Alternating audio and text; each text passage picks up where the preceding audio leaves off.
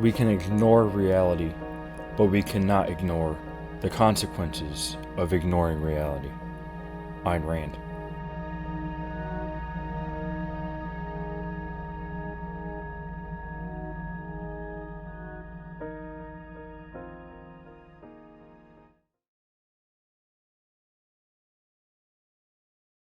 Welcome once again to the GapFillers podcast, episode number 9. My name is Michael Bradford, and let's get started. Zelensky got kicked out of the White House. That caused a big stir in local and national politics this week. There was a lot of arguing on whether he was grateful or not, and Trump and Vance got pretty heated.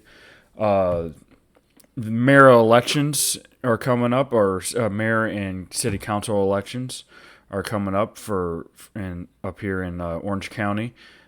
Be prepared for that, and as well as the DOGE is coming to Florida. Ron DeSantis wants to start a DOGE-like program in Florida to find fraud, waste, and abuse. But first, let's go to the mayor. Coming up here on March 11th, we will be having elections, municipal elections around the county. Belle Isle and Maitland are the two I want to focus on today. But you also have the city of Ocoee is electing a commissioner for District Number 4. Town of Windermere is electing 3 council seats. And the city of Winter Park is electing commission seat number 3. So why are these elections important? Well, local politics affects your daily life in ways that most people don't realize. Anywhere from really minor things like speed limits and traffic patterns and stuff like that, all the way up to zoning laws and where things are built. A lot of that has to go through that, as well as planning and permitting and local ordinances. A lot of local ordinances get put through without anybody being even thinking about hey, should this really be an ordinance? So because most people don't pay attention to local politics. So that can be seen as something as simple as these voter turnouts. 0.4% of eligible voters in Belle Isle for this mayor race coming up. That's 21 voters have voted so far. Compare that with general elections, and you're getting close to 20 to 30% in Belle Isle, and in Maitland you're all the way at 50%. But right now it's only at 1.3% of voter turnout. Of eligible voters are early voting. So what does that tell you? Well, that tells you that your vote really matters in these elections. It might be disheartening when you think about how your vote is compared to 10,000 people, 1 million people, nationally, millions of people, hundreds of millions even. So it could be disheartening, like, oh, my vote doesn't really matter that much. Well, in local politics, your vote matters more than at any other time. Because, for one, most people don't pay attention. And 2, you're voting only against, maybe a thousand other people, depending on the location or the district. So be sure to get out there and vote March 11th. That is a week from Tuesday, this upcoming Tuesday. There are a couple people on each of these ballots. On the city of Maitland, for the council member seat number 3, you have Brad Fess and Scott A. French. And I've reached out to both of them, and I'm waiting on responses and to, make my opinion known. But at the same time, I don't know. I don't live in these cities, so. But I want to give you the information and maybe even my opinion on some of these elections. But if you live in these municipalities, you have better understanding, possibly, of what's going on here. So the city of Belle Isle, it's a mayor race, and you got Jason Carson, who's the incumbent, running against Anthony Carungno. So I hope I pronounced that right. So that is coming up again, March 11th, a week from Tuesday.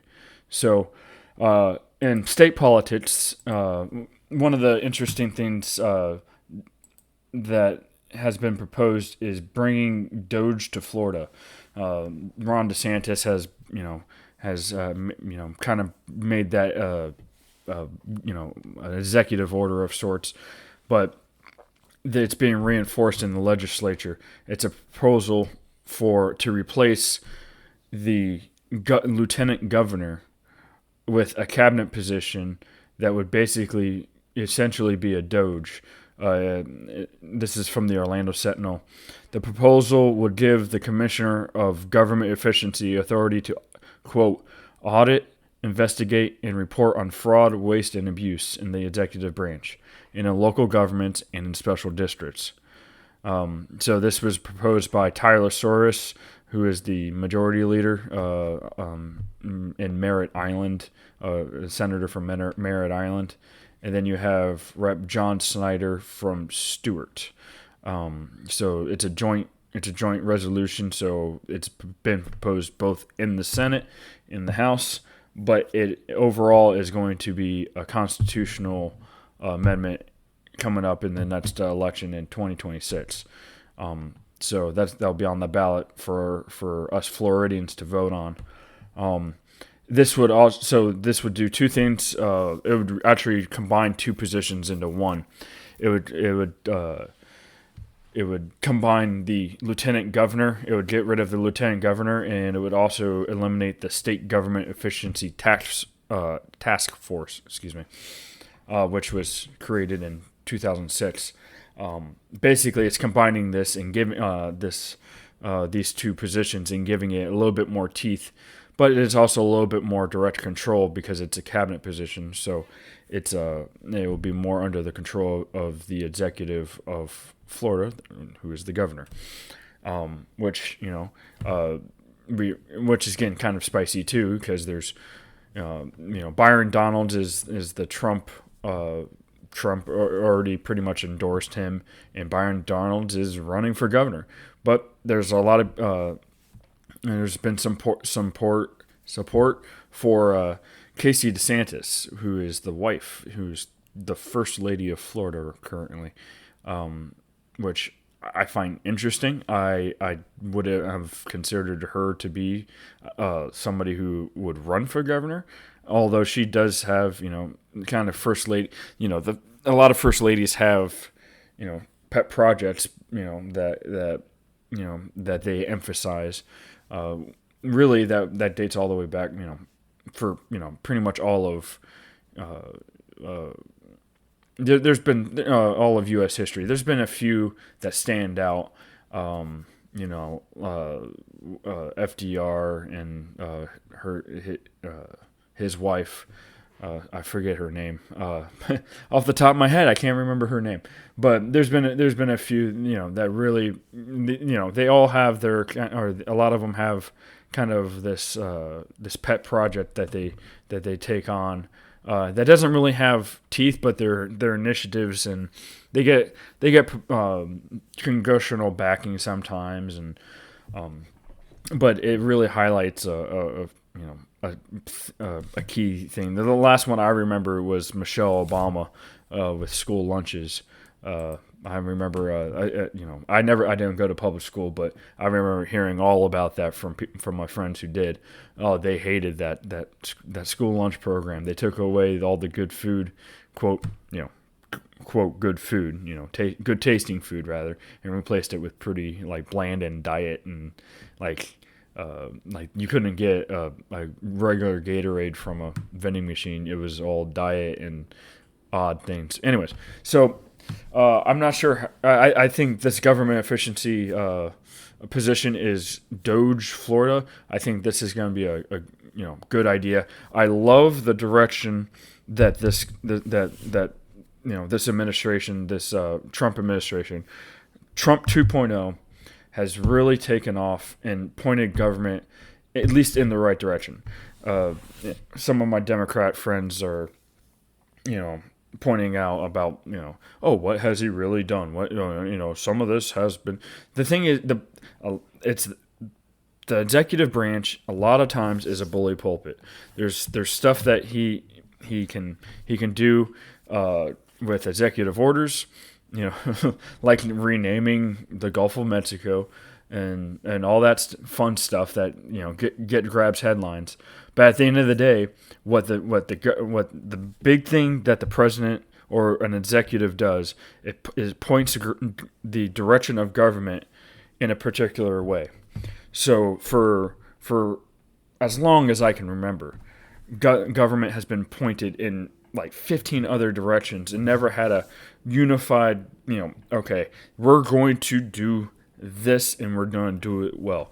Well, there's, they try to take on the entire responsibility of the entire country. And that's not the way that the American government is really supposed to work. It's supposed to be a mostly private sector and only supported very lightly through the federal government. And government usually just needs to, frankly, get out of the way. So, with the DOGE, it basically points government at itself. I do kind of fear that it might become a little abusive. So this would be like DOGE, the federal DOGE, going after states on an individual level for their own waste, fraud, and abuse.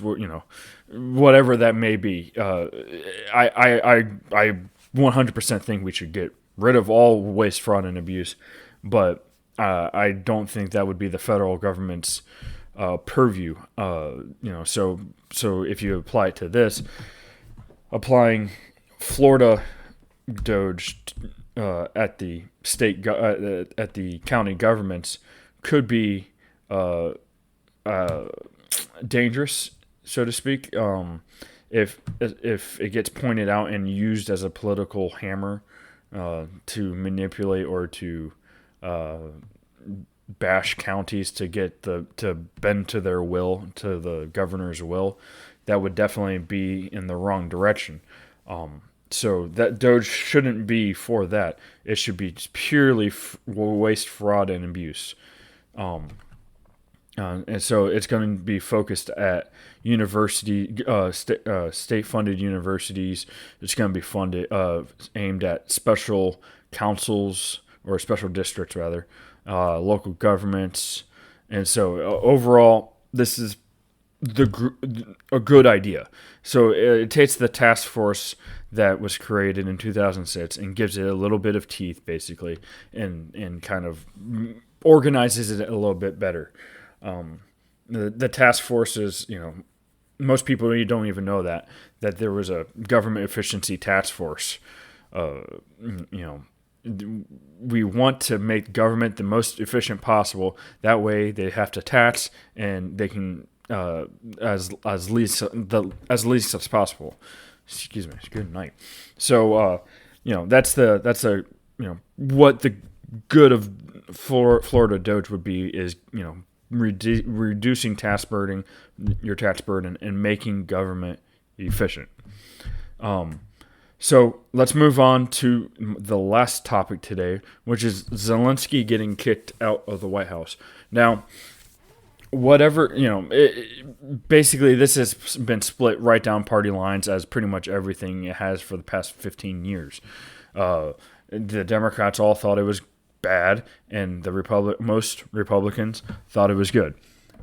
Even Lindsey Graham, the war hawk of war hawks, thought it was a good plan, a good thing and then Zelensky is no longer going to get a dime from the United States, and my jaw just fell to the floor pretty much.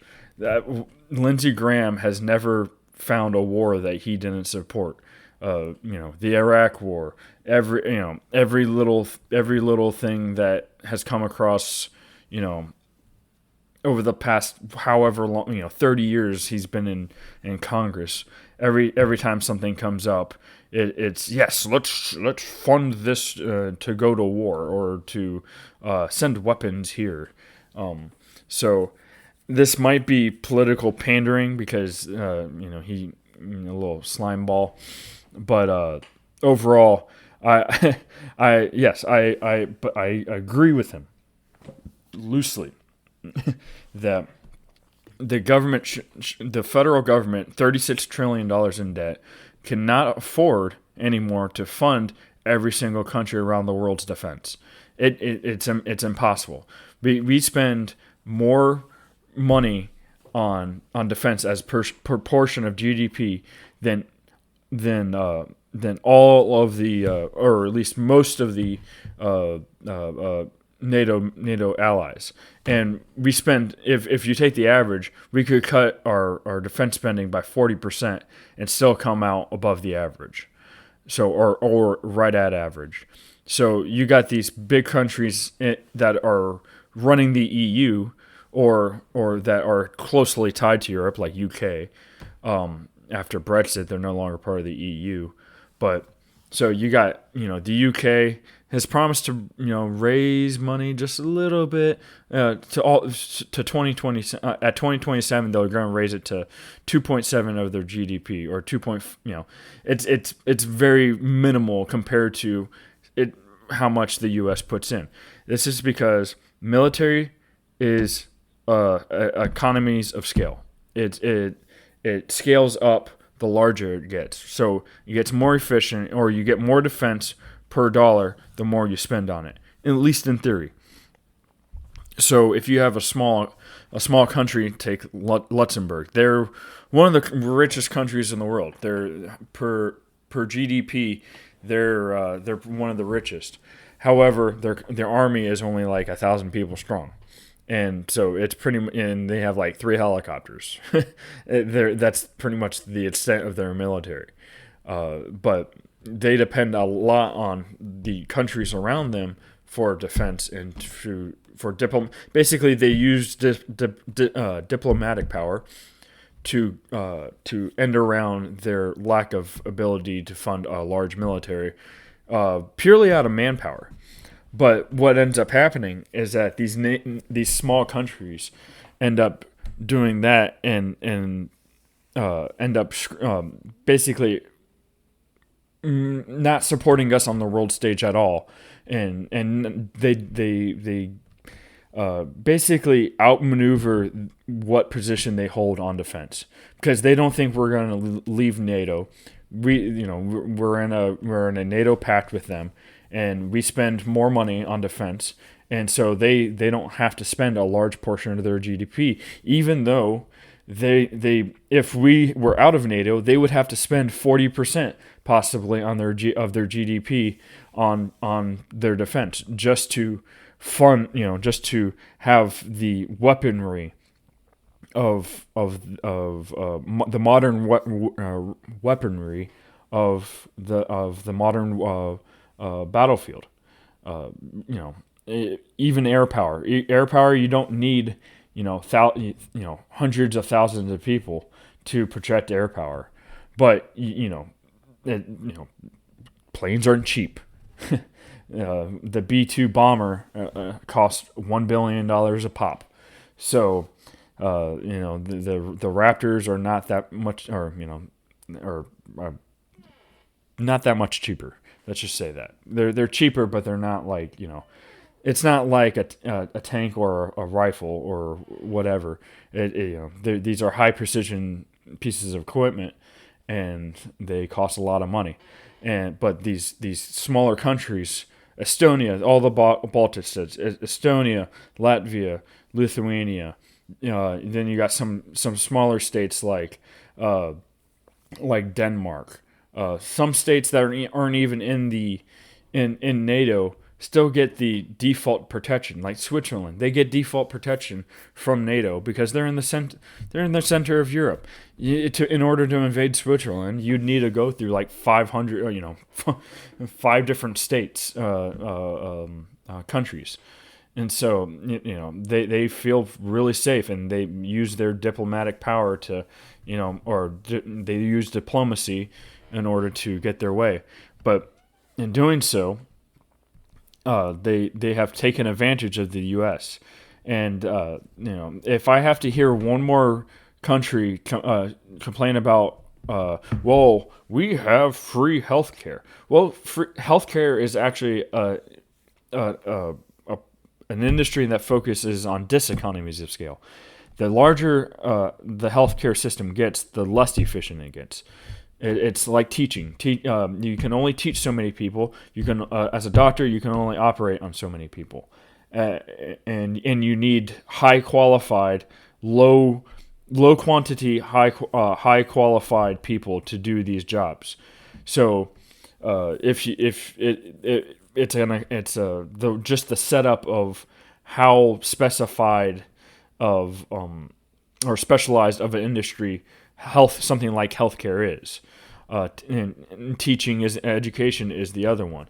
Although the internet has kind of been the odd, the rare expansion in the ability to teach thousands, above only a few, a couple dozen people at a time. So this, the internet is kind of that niche that has finally been able to scale up education. As long as somebody wants to be educated, they can pretty much find it online. So it's more on economies of scale of sorts.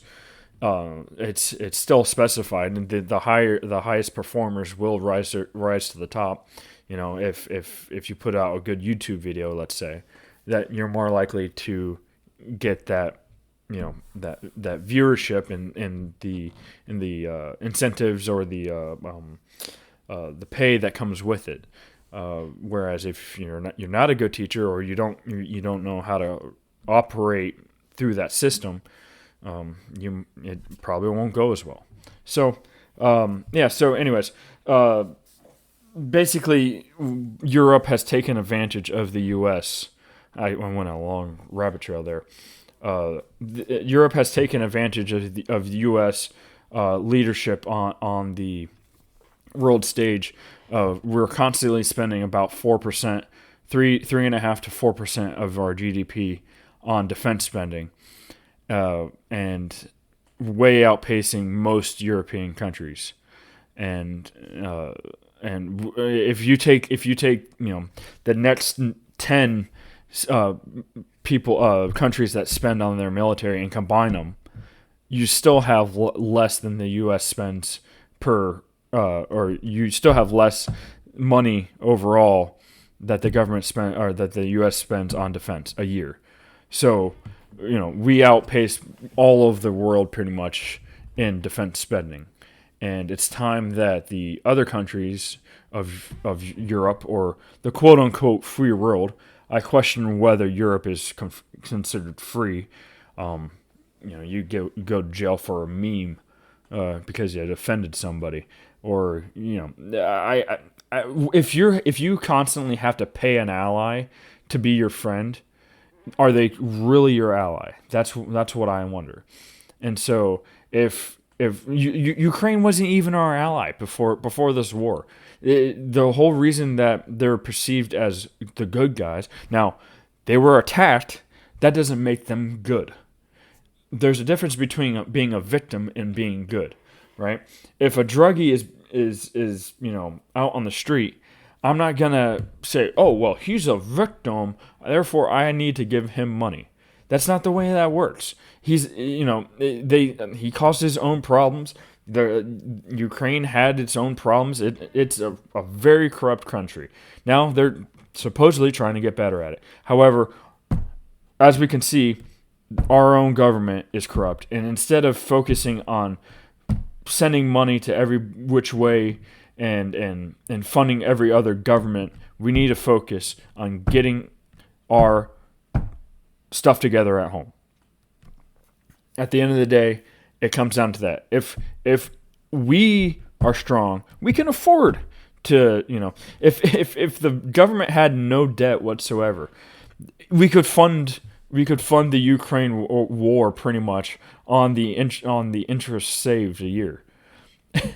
And so if we would get rid of this $36 trillion worth of debt, we would be able to fund that war with pretty much no with no side effects. Now, whether that still drives us closer to World War III is different.